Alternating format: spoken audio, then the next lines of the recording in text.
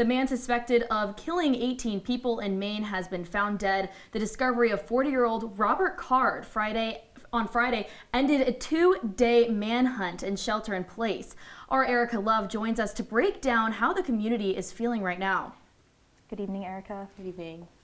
Erika, what are the current local laws in Maine around gun safety and possession right now? So Maine has this law called the Yellow Flag Law. It's essentially anybody who has access to a firearm is subject to welfare checks. They also are subject to possibly being looked at by a medical professional and also being restricted from those firearms by a judge. So this law was put in place to protect residents, but there's also a background check process involved with buying firearms in the first place. And as we know now, the shooter didn't initially pass those background checks, but then was later approved. And the FBI stated that there was no reason for him not to have access to the firearms, even though he checked that he did have a mental illness.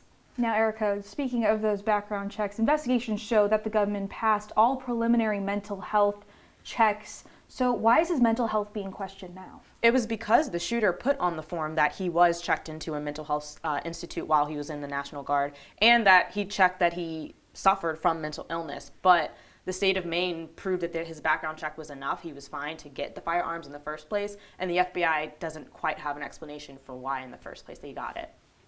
And Maine Congressman Jared Golden reversed his stance on assault weapon restrictions immediately after the shooting. What are other local politicians from Maine saying right now? Well, like you said, Jared Golden reversed his position. That was because he was very pro-gun. He didn't want any restrictions. But now, after this massacre, he's now saying that he's taking full responsibility, that there needs to be harder laws. But you have local senators like Susan Collins and Angus King coming in and saying things like, well, there doesn't need to be restrictions, but we can find out different ways to get around background checks. Collins recommended expanding background checks, asking more questions, doing better welfare checks. And then you have King coming in saying that we don't need to ban weapons, but we can ban how many bullets can go in the weapon. He's saying that you can help in small ways without limiting people's First Amendment rights. Sure. Now, Erika, we've seen images coming out of Lewiston this weekend.